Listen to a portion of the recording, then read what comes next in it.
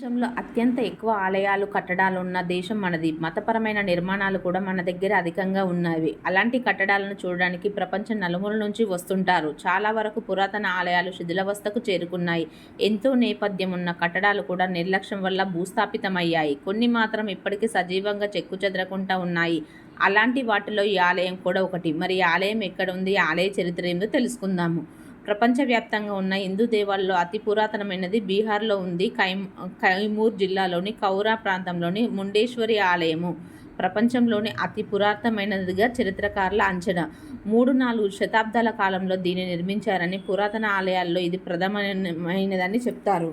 క్రీస్తు 105లో నిర్మించిన భారతదేశంలోని మొట్టమొదటి దుర్గామాత శక్తి ఆలయంగా చెప్తుంటారు. దుర్గామాత శక్తి ఆలయం సుమారు 1000 ఏళ్ల నాటిది. ఈ ఆలయం అత్యంత పురాతనమైన ఆలయంగా అమ్మవారి ఆలయము. విష్ణు భగవానుడు ఇక్కడ కొలువై ఉన్నాడు. ఈ ఆలయము శివుడు మరియు శక్తికి అంకితం చేయబడింది. 7వ శతాబ్దంలో శివుడి విగ్రహాన్ని కూడా పెట్టారు. ఈ ఆలయం సముద్ర మట్టానికి 608 అడుగుల ఎత్తులో ఉన్నది. ఆలయం చుట్టుపక్కల ప్రాంతాల్లో 625 సంవత్సరం నాటి శాసనాలు బయటపడినాయి. ఇది వారణాసికి 60 కిలోమీటర్ దూరంలో ఉన్నది. మొదటి దుర్గామాత శక్తి ఆలయంగా చెప్పవచ్చు. ఇది కౌమూర్ జిల్లాలోని బీహార్ రాష్ట్రంలో ఉంది. ఈ ఆలయం ముండేశ్వర్ అనే పర్వతం మీద ఉంటుంది. ఇక్కడ అమ్మవారిని శక్తి రూపంలో పరమశివుని కూడా పూజిస్తారు. భారతదేశంలోని పూజాధికాలు జరపబడుతున్న అత్యంత పురాతన ఆలయంగా చెప్పవచ్చు. దుర్గాదేవి వైష్ణవి రూపంలో ఇక్కడ మాతగా దర్శనమిస్తుంది. ముండేశ్వరి మాత చూడడానికి కొంతవరకు వారాయి మాతగా కనిపిస్తుంది. ఇక్కడ అమ్మవారి వాహనం మహిషి. అమ్మవారి దేవాలయం అష్టభుజ దేవాలయము. దక్షిణ దిశలో అమ్మవారి ప్రధాన ఆలయ ద్వారం ఉండడం గమనార్హము.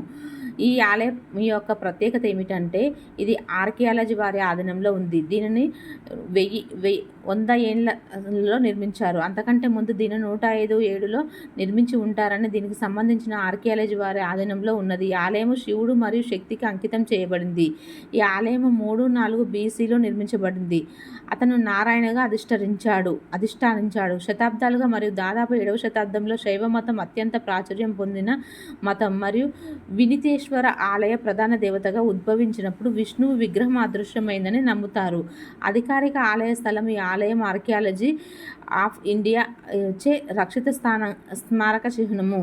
ముండేశ్వరి ఆలయ వాస్తుశిల్ప బీహార్లోని ప్రసిద్ధ ఆలయ నిర్మాణ శైలి అయిన నగర నిర్మాణ శైలిని అనుసరించి అష్టభుజి ప్రణాళికపై ఈ ఆలయాన్ని నిర్మించారు.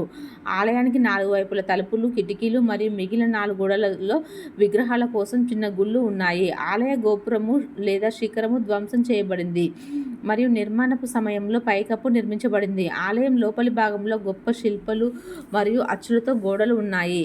ఆలయ ప్రవేశ ద్వారం గంగా, యమున మరియు ఇతర మూర్తుల శిల్పాలతో తలుపు జమ్ములను కలిగి ఉంది. గర్భగుడి లోపల ప్రధాన దేవతలు శివుడు మరియు దేవి ముండేశ్వరి. ఇక్కడ పూజించబడే ఇతర దేవతలు విష్ణువు, గణేశుడు మరియు సూర్యుడు. దేవి ముండేశ్వరి విగ్రహము గేదెపై స్వారీ చేస్తూ 10 చేతులతో చిహ్నాలను కలిగి ఉంటుంది. ఆలయ బాహ్య దృశ్యము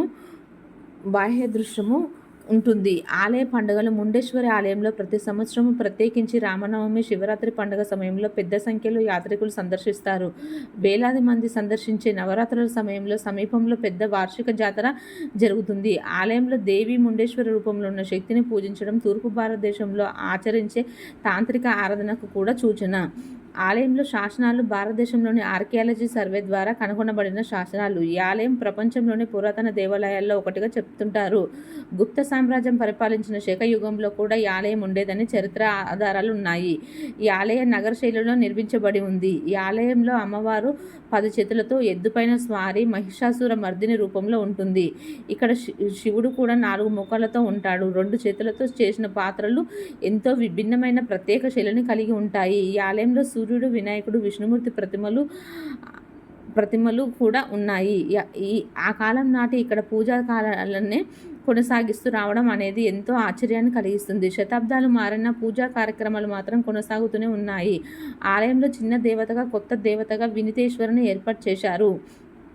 7వ శతాబ్దం ఏడిలో శైవ మతం ప్రబలమైన మతంగా మారింది మరియు చిన్న దేవత అయిన వినితేశ్వరి ఆలయ ప్రధాన దేవతగా ఉద్భవించాడు.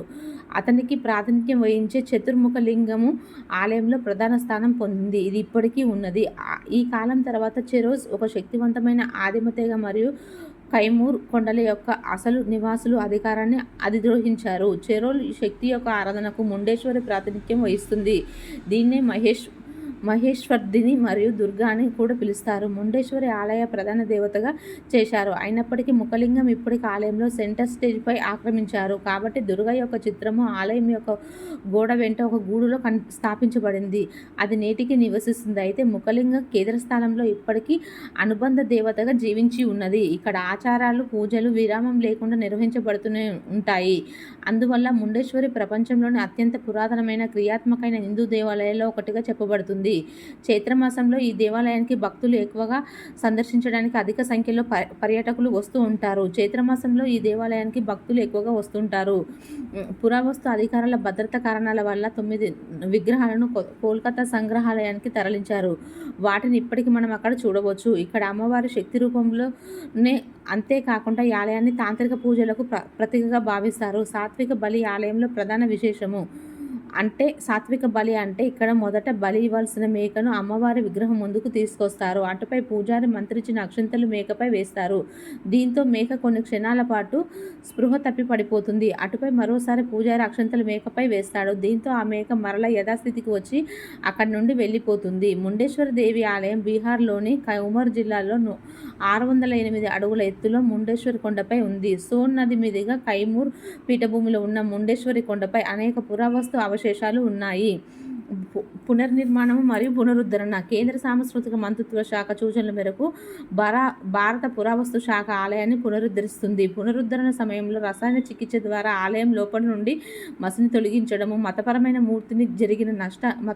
మూర్తికి జరిగిన నష్టాన్ని సరిచేయడం మరియు తర్వాత పునర్వినియోగం కోసం చెదురుగా ఉన్న శకాలను జాబితా చేయడం మరియు డాక్యుమెంటేషన్ చేయడం వంటివి ఉన్నాయి. ఇతర పనులతో సౌరశక్తితో నడిచే లైటింగ్ల ఏర్పాటు, పురాతన వస్తువుల ప్రదర్శనలు మరియు ప్రజా సౌకర్యాల ఏర్పాట్లు ఉన్నాయి. ఆలయ ప్రవేశాన్ని మెరుగుపరచుటకు బీహార్ ప్రభుత్వము 2 కోట్లు కేటాయించింది.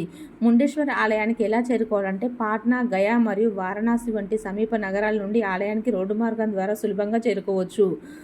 రోడ్డు రైల్వే స్టేషన్ పేరుతో ఈ ఆలయానికి సమీప రైల్వే స్టేషన్ మోహనియాలో ఉన్నది. ఇది ఆలయానికి 22 కిలోమీటర్ల దూరంలో ఉన్నది. ఈ ఆలయాన్ని ఏడాది పొడవునా సందర్శించవచ్చు.